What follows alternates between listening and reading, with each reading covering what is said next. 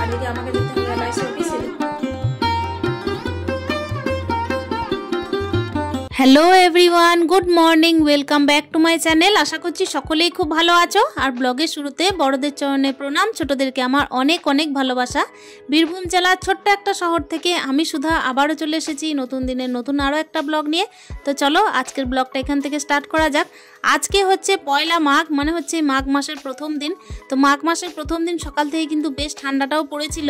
পয়লা মাঘ আবার কিছু কিছু জায়গায় পুজো হয়, তো সেই পুজো কিন্তু আমাদের এখানেও হবে। যেহেতু তোমরা দেখেছো আমাদের বাড়ির সামনে কিন্তু অনেকগুলো মন্দির আছে, তো সেই মন্দিরের মধ্যেই কিন্তু একটা মন্দিরে পুজো হবে। আর আমার ছেলের নামে মানত থাকে, সেই জন্য কিন্তু আমাকে অন্য জায়গাতেও যেতে হয় পুজো দিতে। এইদিকে কি বলতো, সকাল থেকে রান্নার ব্যাপার আছে, আর ব্যাপার হচ্ছে ছেলেকেও স্কুল পাঠাবো। ছেলেকে কিন্তু খাওয়া দাওয়া করিয়ে টিফিন বানিয়ে একেবারে স্কুল পাঠাবো। দিনের দিকে পুজো টুজোগুলো আমি সারবো, তার সঙ্গে মাও সারবে। আর এখন আমি কিন্তু রান্না বান্না করে আবার এলআইসি অফিসে যাব, মানে চারিদিকে তাড়াহুড়ো। তো চলো রান্না বান্নাটা কি করছি দেখতেই পেলে। ওদিকে কিন্তু শাক বাছা হলো, আমি আর মা বসে বসে সকাল টাইমে কিন্তু শাক বাছাবাছি করে নিলাম। শাকটা ছিল মূলো শাক আর পালং শাক মিশিয়ে। তো মূলো শাক আর পালং শাক মিশিয়ে একটা তরকারি করব। আজকে 2 দফায় রান্না হবে, মানে ব্যাপার হচ্ছে ছেলেকে খাওয়া দাওয়া করিয়ে আপাতত টিফিনটা প্যাক করে তারপর কিন্তু আমাকে দ্বিতীয়বারে রান্না করতে হবে, মানে মা বাবা তারপর হচ্ছে আমার সমস্ত জনের কিন্তু আজকে রান্না বান্না এখানেই হবে।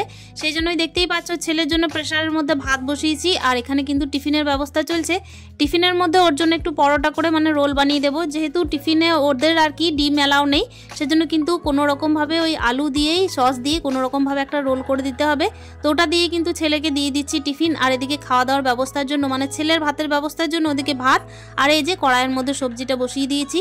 তো চলো বন্ধুরা, এদিকে দেখতেই পাচ্ছ 2 দফায় রান্না হবে, আবারও হবে পুজো, তার সঙ্গে যেতে হবে আমাকে এলআইসি অফিসে। তাহলে চারিদিকে টানা পড়েন, আর তার সঙ্গে হচ্ছে একজন হাউসওয়াইফ, একজন মা। একা সংসারে তো সত্যি কথা বলতেই অনেকটাই চাপ, তার সঙ্গে একজন হাউসওয়াইফের যেন পারছি না বা পারবো না এই কথা মুখে উচ্চারণ করাটাও ভুল। তার সঙ্গে দেখবে কোনো দিন কোনো হাউসওয়াইফের জন্য পারছি না পারবো না কথাটা কিন্তু কোনো রকমের কোনো দিনলিপিতে লেখা হয় না। সব দিনই কিন্তু তাদের জন্য লেখা হয় যে মেয়েদেরকে এটা পারতেই হবে, মেয়েদেরকে এটা সহ্য করতেই হবে। ওই জন্য দেখো সকাল থেকে আমার টানাপোড়েন অনেক চলে, হয়তো খাওয়া দাওয়ার ঠিক মতো টাইমও পায় না। ছেলে যায়, তারপর কিন্তু ঘর গোছানোর কাজ থাকে, তার ওপর কিন্তু সংসারের মঙ্গল কামনার জন্য ঠাকুর সেবারও ব্যাপার থাকে। তো সেই সমস্ত দিক সামলে তারপর দেখো কোনো মেয়েকেই কিন্তু বলা চলে না যে আমি এই কাজটা পারবো না। আজকে কিন্তু সকাল থেকে শুরু করেছি, একেবারে বেগ চলছে আমার একই রকম, কিন্তু তার মধ্যেও কিন্তু আমাকে সব দিক সামলাতেও হচ্ছে। খাওয়া দাওয়া এখনো পর্যন্ত হয়ে ওঠেনি, সত্যি কথা বলতে পুজোর দিনগুলো উপোস বারের মধ্যেই কাটে। তবে মা আমার নামে মানত করেছে, ওদেরকে কিন্তু মাও পুজোটা দেবে, মাকে কিন্তু পাঠিয়েছি কিছু জোগাড়ের জন্য। তো চলো দেখতেই পাচ্ছ এদিকে খুবই ব্যস্ততার মধ্যে, তবুও কিন্তু আমি কিছু কিছু খাবার দাবার এখন ছেলের জন্য করছি। আবারও ওকে ওই যে বললাম ছেলেকে ঠিকঠাকভাবে টাইমে পাঠানোর পরে আবার নতুনভাবে আমাকে বড় হাঁড়ির মধ্যে ভাত বসাতে হবে। তো দেখতেই পাচ্ছ এখানে কোনো রকমভাবে পরোটা করে দিয়েছি, আর মাঝে না সস দিয়ে একটু আলু সিদ্ধ দিয়ে একটা রোল বানিয়ে দিয়েছি। ওটা দিয়েই কিন্তু বললো যে ভালোভাবে টিফিনটা পার হয়ে যাবে। তো চলো বন্ধুরা, টিফিন প্যাক হয়ে গেল, ছেলেকে এদিকে কিন্তু রেডি করে দিয়েছি। আর এইদিকে প্রত্যেক দিনের ওর খাওয়ার মেনুতে স্কুল টাইমে আর কি ডিমটা থাকেই থাকে, যদিও বা দুপুর টাইমেও থাকে, তবে স্কুল টাইমের অবস্থায় কিন্তু আমাকে আপাতত ডিম অমলেট কিংবা হচ্ছে ডিমের ভুজিয়া এই দুটো করে দিতে হয়। ছেলের জন্য 1 দফা রান্না করে খাইয়ে দাইয়ে টিফিন বানিয়ে একবার স্কুল পাঠিয়ে দিয়েছি। এবার আবার বড় হাঁড়ির মধ্যে রান্না বসিয়েছি। তো রান্না এমন কিছু করবো না, মাছের ঝোল ভাত করবো, শাক ছিল আর ডাল তো অলরেডি আছে, ডাল আর শাক তো অলরেডি করা আছে। তো চলো তাড়াতাড়ি করে রান্না বান্না করি। ওই দেখো ডিমের খোলা এখনো পড়ে আছে, কেন কি ছেলেকে ডিম করে দিয়েছিলাম। আর এদিকে আমাকে যেতে হবে এলআইসি অফিস, সেদিন এলআইসি জমা হয়নি। তো চলো বন্ধুরা রান্না বান্না চটপট করে সেরে ফেলি। এখানে ওই যে বললাম না আগের দিনে এলআইসি অফিস গেছিলাম, তো হ্যাঁ তোমরা নিশ্চয়ই ব্লগে দেখেছো আগের দিনে যে আমি কিন্তু আগেও একবার এলআইসি অফিস গেছিলাম, তো সেই দিনে হয়তো কোনো কারণে জমা হয়নি। তো দেখো আজকে আবারও আমাকে যেতে হচ্ছে। ওই যে বললাম সংসারে টানা পড়েন, আর যেহেতু একা সংসার সেহেতু তো যেতেই হবে, হাজব্যান্ড বাইরে থাকলে যা হয় আর কি। তাই পারছি না পারবো না এই কথাটা তো আমার বলাই যাবে না। আর মেয়ে মানুষের ওই যে বললাম পারছি না পারবো না কথা যেন বলা একেবারে অপরাধ। এখানে দেখতেই পাচ্ছ তোমাদের সাথে গল্প করতে করতে রান্না আমার ওদিকে হতে চললো। ভাতটা তো আমি বড় হাঁড়ির মধ্যে বসিয়ে দিয়েছি, আর এটা যেটা করলাম সেটা হচ্ছে সজনে ফুলের বড়া। আগের দিনে কিছুটা সজনে ফুলের পোস্ত করেছিলাম, তো ওখান থেকেই কিছুটা বেঁচে ছিল, সেই জন্যই ভাবলাম যে নষ্ট না করে ভালো জিনিসটাকে কাজে লাগিয়ে দিই। আসলে খুব উপকারী তো, তাই কাজে লাগানোরই চেষ্টা এখানে, সেই জন্য একটু বড়া করে নিচ্ছি। আর দেখতেই পাচ্ছ অলরেডি বড়া হয়ে গেছে। গরম গরম বড়া ভাজা কিন্তু খুবই ভালো লাগে খেতে। আর সজনে ফুলের বড়া কারা কারা খেয়েছে অতি অবশ্যই কমেন্টের মাধ্যমে জানাবে। তোমাদের সাথে গল্প করতে করতে এখানে দেখতেই পাচ্ছ মা কিন্তু পুজোর কিছু কিছু জিনিস এনেছে। তো আজকের পুজোর মধ্যে কিন্তু ঘোড়া চাঁদমালা লাগেই লাগে, যাদের আছে তারা নিশ্চয়ই বুঝতে পারবে। নানা রকমের বিধি পালন, সংসার সামলানো, তার সঙ্গে হচ্ছে রান্না বান্না, ছেলের কাজ, সমস্ত কিছু সামলিয়েও কিন্তু একটা মেয়েকে সবসময় বলতেই হয় এটা যে আমাকে এটা পারতেই হবে বা আমি এটা পারবই। আর কখনোই এটা বলাই চলবে না যে আমি পারবো না। আসলে আমরা না পারলে পারবেই বা কে, সংসারটাই তো বসে যাবে, তাই না? ওই জন্য পারতেও হবে। আর একা সংসারে থাকতে গেলে কিন্তু অনেক কিছু পারতেও হয়। দেখতেই পাচ্ছ এখানে কিন্তু মাকে বলেছিলাম যে ঘোড়া চাঁদমালাগুলো নিয়ে আসতে, মা কিন্তু নিয়ে এসছে। কি সুন্দর সুন্দর দেখতে না বলো? এখানে সমস্ত রকমের পুজোর জোগাড় মাকে দিয়ে গিয়ে কিন্তু আমাকে ওদিকে একেবারে ছুটতে হবে LIC অফিসে। আর তার আগে আমাকে সংসারে কাজ সারতে হবে। রান্নাটা অলরেডি চাপিয়ে দিয়েছি। আর এই যে বলতে গেলাম যে এদিকে পুজোর জোগাড়টা আমি দেখতে এসেছিলাম, তো ওদিকে কিন্তু দেখলাম যে এত সুন্দর সুন্দর জিনিসগুলোকে একটুখানি ক্যামেরা বন্দি না করলেই নয়।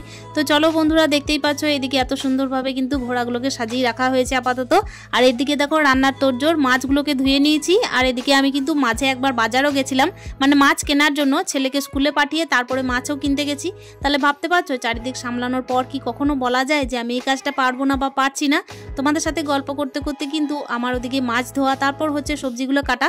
সবজি মানে হচ্ছে আলু আর কচু দিয়ে রুই মাছের ঝোল করব।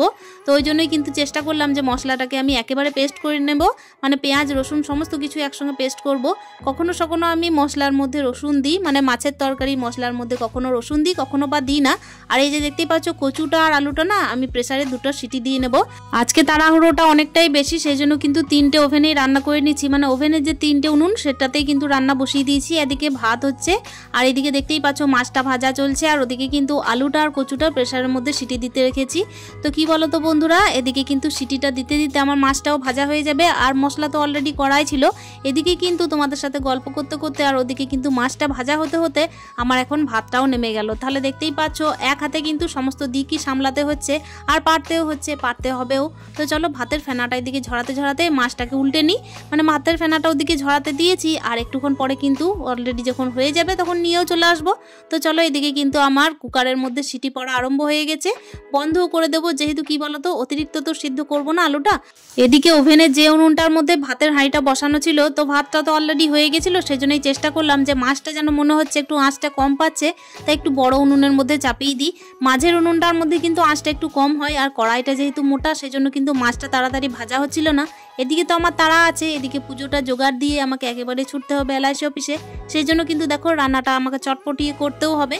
আবার ঘরটা গুছিয়ে যাব, যেহেতু কি বলতো পুজোর দিনগুলোতে দেখবে যেহেতু বাড়ির সামনে এতগুলো মন্দির, তাই ঘরের মধ্যে কিন্তু লোকজনের আসা যাওয়া লেগে থাকবে। সমস্ত মাছই ভাজা হয়ে গেছে, এই যে 2টো মাছ ছিল ভাজতে বাকি, তো এটা একটু ভেজে নিচ্ছি।